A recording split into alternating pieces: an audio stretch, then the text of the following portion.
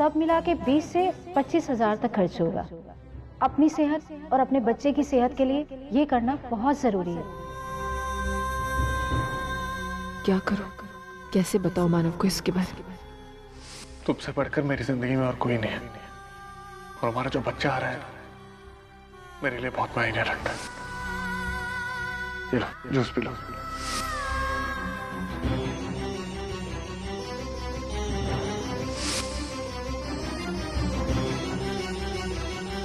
ये क्या, एक ही प्लेट?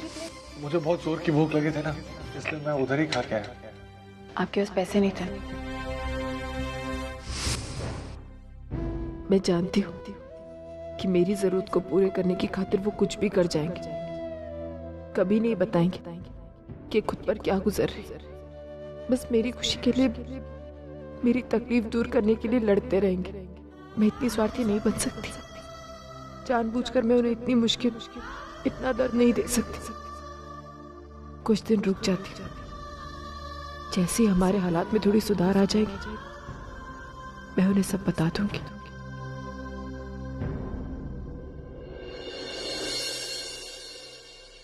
ए सविता, तेरा ध्यान किधर है? मुझे उल्लू बना के कहाँ भाग गई तू? अरे कब से तुझे ढूंढ रहा हूँ मैं। उल्लू को उल्लू बनाने की क्या जरूरत है? अरे देख, मैं सब लाया हूँ तेरे लिए। तू कहाँ गई थी? कहाँ? ये देख, ये देख। मैं तुझसे बात कर रहा हूँ, तू कहाँ जा रही है? इस बुढ़े के चक्कर में उस पर से ध्यान हट गया। पता नहीं वो कहाँ गायब हो गई।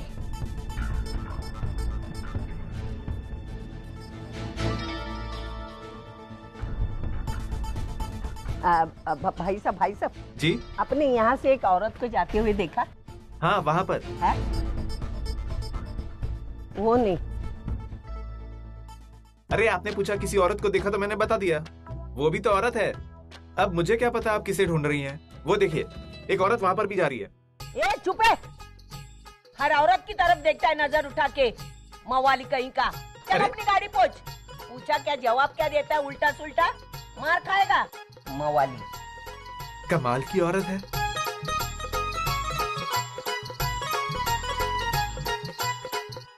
ए सविता, किसे ढूंढ रही है? मेरी फूटी किस्मत को। वो कौन सी मनुष्य घड़ी थी तुम्हारे साथ मेरा पाला पड़ा। अच्छा खासा मुझे आज पता चल जाता था। क्या पता चल जाता था? तुमको क्या करना है? नहीं, हर चीज में तुम्हारी ये सड़ी हुई नाक डालने की जरूरत है क्या? जाओ अपना काम। सब्जी लाया हूँ ना मैं, ये देख।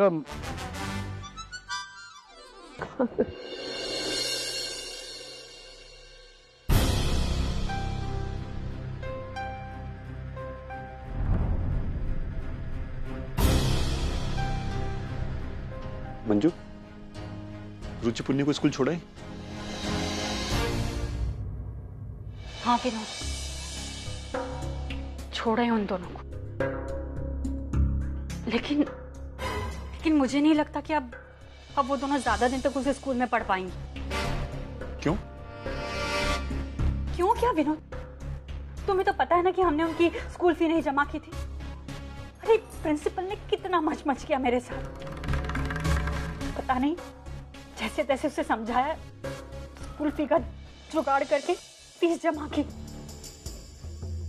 विनोद, लेकिन अगले महीने क्या होगा? कहां से फीस के पैसे लेकर आऊंगी?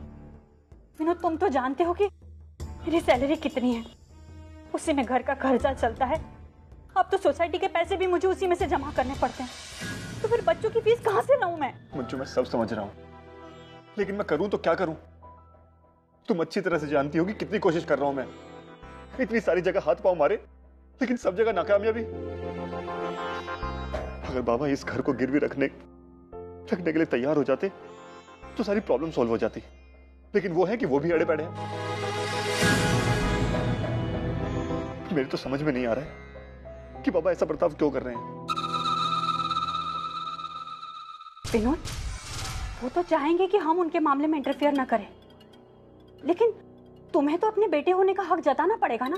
उनसे पूछना पड़ेगा कि वो इतनी रात गए कहाँ जाते हैं, क्या करते हैं, और तुम्हें घर के पेपर्स क्यों नहीं दे रहे हैं। खैर छोड़ो, तुमसे ये सब बातें करने का क्या फायदा? तुम्हें तो अपना अधिकार जताना भी नहीं आता है विनोद। लेकिन तुम एक बात भूल गए हो कि तुम्हारी 2 बेटियां हैं और पत्नी भी है, उनके प्रति भी तुम्हारी जिम्मेदारियां हैं। तो तुम क्यों भूल गए हो कि तुम्हें अपने बच्चों की फीस जमा करनी है? वो पढ़े ना पढ़े इससे तुम्हें कुछ फर्क पड़ता है? अरे हमारी छोटी छोटी जरूरतें उन्हें पूरी करना भी तुम्हारी जिम्मेदारी है। लेकिन नहीं, तुम्हें तो आई और बाबा के सामने बस आदर्श बेटा बनना है, और वही बेटा बनकर तुम बैठे हुए हो, तो बैठे रहो इसी तरह।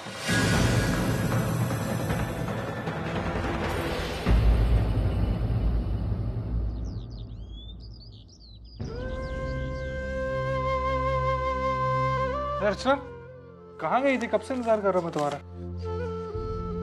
मानव वो मैं पड़ोसी के यहाँ गई थी, वो शारदा काकी है ना, उनके वहां पर। चलो अच्छा, तुम्हारे दिन तो बीत जाते हैं। अच्छा इधर आओ, मुझे तुमसे कुछ बात करनी। क्या करूं? बता दूं मानव? नहीं, वो बेवजह परेशान हो जाएंगे, लेकिन कब तक छुपाऊंगी उनसे? उनका ये प्यार कभी ना कभी मुझे बोलने पर मजबूर कर ही देगा।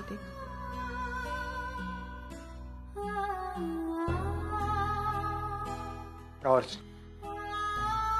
ये लो 2,500 रुपए घर के खर्चे के लिए, और जो 20,000 रुपए ये मैं वापस बिजनेस में लगा देता हूँ ताकि रोलिंग होती रहे। क्या हुआ अर्चना, तुम तभी से मैं देख रहा हूँ इतना चुप, क्या सोच रही? नहीं कुछ खास नहीं मानव, वो आपने पैसे दिए तो कैसे खर्च करना है बस सोच रही। मानव पैसा इतना जरूरी है क्या? मतलब घर के लिए भी पैसा, जिंदगी के लिए भी पैसा इतना जरूरी?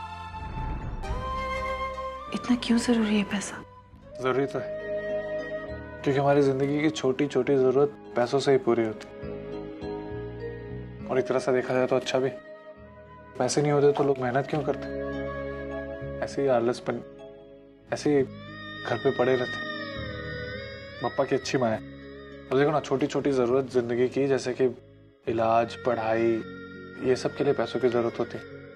और जो बड़ी बड़ी जरूरतें होती हैं जैसे प्यार, इंसानियत, ये सब अनमोल होती है। इन सब के लिए पैसों की जरूरत नहीं होती, लेकिन फिर जिंदगी की गाड़ी पैसों के बिना चल भी नहीं सकती। देखा जाए तो पापा ने अच्छा बैलेंस करके रखा है, नहीं तो।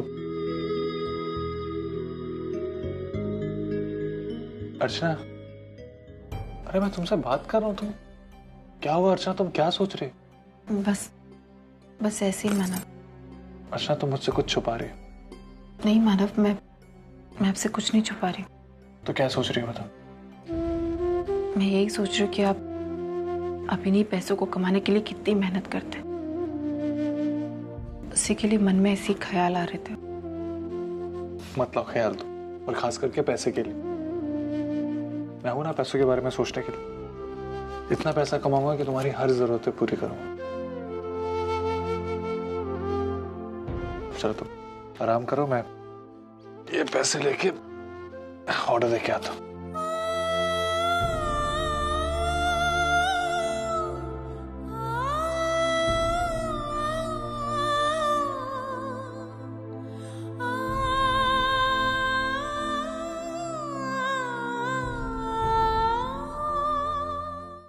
हाँ बोलो अजीत, क्यों बुलाया तुमने मुझे?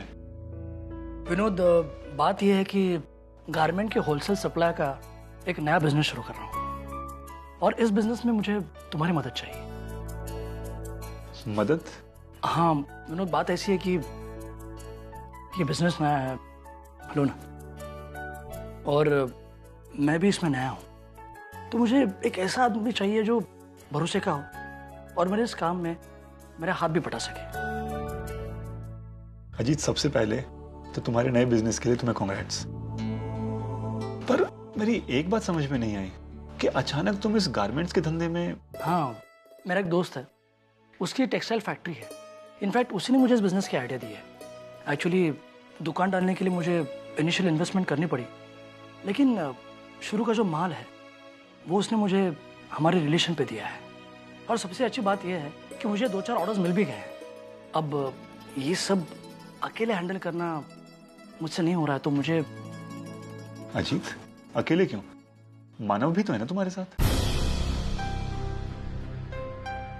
एक्चुअली विनोद, मैं खुद चाहता था कि मानव हमारे साथ काम करे, लेकिन मेरा बिजनेस शुरू होने से पहले मानव ने अपना बिजनेस शुरू कर दिया है और वो वहाँ अच्छा खासा सेटल भी हो गया है। अब उसका यहाँ आना मुमकिन नहीं है और मैं वहाँ जा नहीं सकता क्योंकि मैं खुद का कुछ शुरू करना चाहता हूँ। इसीलिए मैंने ये रास्ता अपनाया। अब खैर मानो की छोड़ो, अपनी बताओ, क्या तुम मेरे साथ काम करना पसंद करोगे? हाँ हाँ, क्यों नहीं अजीत। लेकिन अजीत, इस धंधे के बारे में मैं ज्यादा नहीं जानता। ज्यादा कुछ क्या, मैं बिल्कुल भी नहीं जानता। तो मैं तुम्हारी मदद कैसे कर सकता हूँ? अरे ज्यादा कुछ करना नहीं है विनोद, बस जो तुम पहले करते थे वही करना है। सुपरविजन, मतलब ये देखना है कि वर्कर्स ठीक से काम कर रहे हैं या नहीं, हर रोज का टारगेट पूरा हो रहा है नहीं, या डिलीवरीज वक्त पे जा रही है कि नहीं। अरे ये तो मैं आराम से कर सकता हूँ। अच्छा बताओ, काम पे कब से आना है? एक्चुअली आज का काम तो खत्म हो गया, तुम कल से आ जाना, ठीक है? और विनोद, एक और बात। देखो, हम दोनों रिश्तेदार तो हैं ही, लेकिन जब हम काम शुरू करें तो मैं चाहता हूं कि हमारा रिश्ता एक जगह हो और बिजनेस अपनी जगह हो। इसलिए मैं चाहता हूं कि हमारे काम में ट्रांसपेरेंसी हो। देखो, मैं शुरू में तुम्हें एक 15,000 रुपये महीना दे पाऊंगा। मतलब जैसे जैसे बिजनेस बढ़ेगा वैसे तुम्हारी पगार बढ़ती रहेगी, ठीक है ना? अरे अजीत, पैसे की क्या बात कर रहे हो? तुम्हारा नया बिजनेस है, मैं तुम्हारी पूरी तरह से मदद करूंगा। थैंक्स यार, थैंक यू वेरी मच।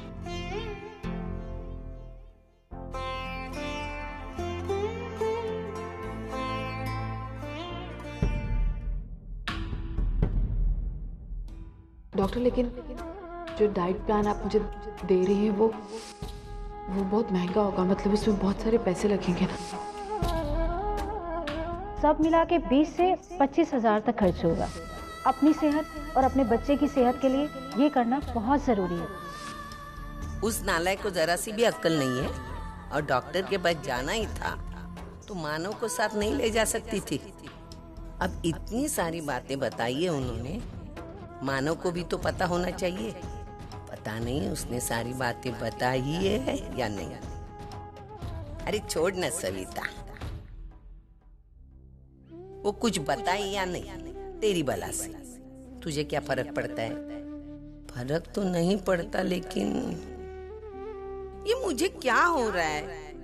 मैं उन दोनों के बारे में इतना क्यों सोच रही हूँ? उनकी जिंदगी है, उनके सुख दुख है, मुझे उससे क्या लेना देना? मैंने तो घर से उन्हें निकाला था, अब वो चाहे जैसे भी जिए, मुझे क्या करना है? पापा, ये क्या हो रहा है मुझे? बोलो ना। बापा से क्या पूछ रही है? अपना दिमाग ठिकाने पे रखकर सोच, फिर पता चल जाएगा तुझे क्या हुआ है। पेट में बुखार हुआ है, इस पर कोई है तुम्हारी घटिया कमेंट? पेट में बुखार? वेड़ी है तू, वेड़ी। ऐसा कभी होता है क्या? फालतू बात मत कर। ये ले सब्जी। तो फालतू सवालत मत करो, समझा ना? हाँ, गलती हो गई, गलती हो गई। हाँ, गलती हो गई। हाँ हाँ, माफ कर। चल।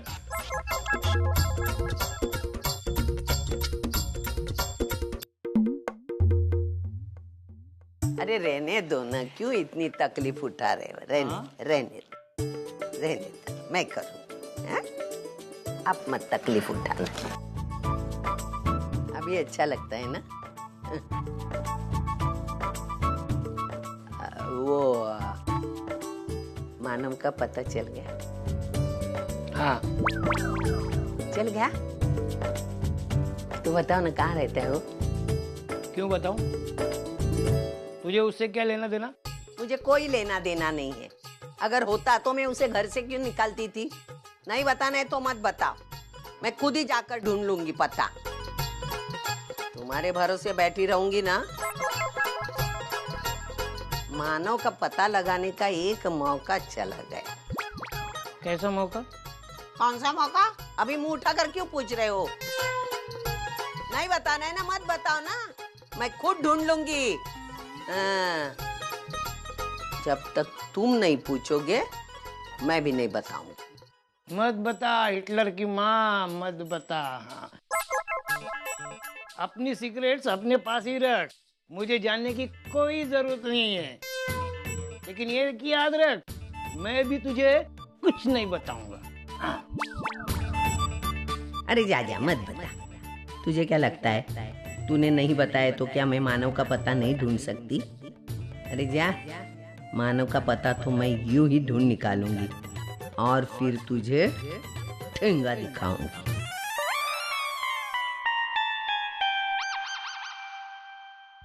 वैशाली, अगर डिवोर्स पेपर्स इस तरह घर में पड़े रहना ठीक नहीं। वैशु बेटा, मैं जानती हूँ कि हमारे लिए ये कहना कि जल्दी से फैसला कर बहुत बहुत आसान है, लेकिन तुम्हारे लिए बहुत मुश्किल है। लेकिन कुछ तो डिसीजन लेना होगा ना। आई, मुझे थोड़ा और वक्त चाहिए। लेकिन इस बारे में सोचना जरूर।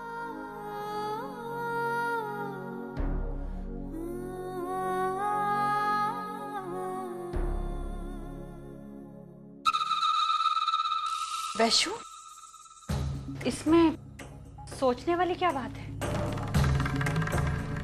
धर्मेश ने तो तुम्हें पेपर साइन करके दे दिए हैं। अब तुम करो साइन या ना करो, उसने तो तुम्हें अपनी तरफ से डिवोर्स दे दिया है। तो फिर तुम खामखा इतना सोचकर अपना वक्त क्यों जाया कर रही हो? वैशु, कहीं ऐसा तो नहीं कि तू उसे फिर से अपनाने का सोच रही है? नहीं, ऐसा बिल्कुल भी मत सोचना। देख, मुझे नहीं लगता कि अब धर्मेश तुझे पहले की तरह प्यार कर पाएगा, या फिर तू इस रिश्ते को पहले की तरह एक्सेप्ट कर पाएगी क्या? नहीं ना। अगर पहले जैसा कुछ नहीं बचा तो इस तरह घर बसाने का फिर से क्या फायदा? और मुझे तो लगता है कि धर्मेश ने माधुरी को अब तक अपना लिया होगा और वो दोनों खुश भी होंगे। ऐसे मत देख, मैं ऐसा इसलिए कह रही हूँ कि धर्मेश अब तक ये बात समझ गया होगा कि दुनिया चाहे इधर की उधर क्यों ना हो जाए, लेकिन तू उसे अपनाने वाली नहीं है ना?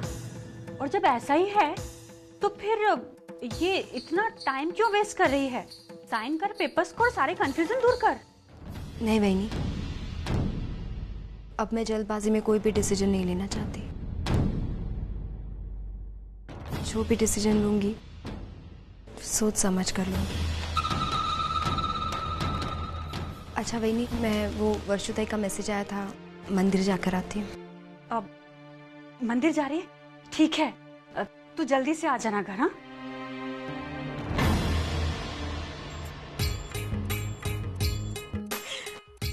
बड़ी आई, सोच समझ कर फैसला करूंगी। वाह, बोलती कुछ है और करती कुछ और है। अगर डिवोर्स पेपर पर साइन करने ही थे तो अब तक तो कर चुकी होती, लेकिन हिम्मत कहाँ है इतनी कि साइन कर दे। भाई साहब, ये होलसेल मार्केट है ना? हाँ। वो दुकान किधर है जहाँ से सीधा फैक्ट्री से माल उठाते हैं? अरे कमाल करते हो सर जी, मंदिर में खड़े होकर भगवान का पता पूछ रहे हो। मतलब ये वही दुकान है। लेकिन भाई साहब, ये तो बहुत छोटी दुकान है। मैंने सुना था कि बहुत लार्ज स्केल में माल उठाते हैं वो लोग फैक्ट्री से। आप इसकी साइज पर मत जाइए, आप किसी भी कपड़े का सैंपल चूज कर लीजिए और बताइए माल कितना चाहिए। आपको आपकी बताई हुई जगह पर फैक्ट्री से सीधे माल पहुंचा दिया जाएगा। और अगर नहीं पहुंचा तो?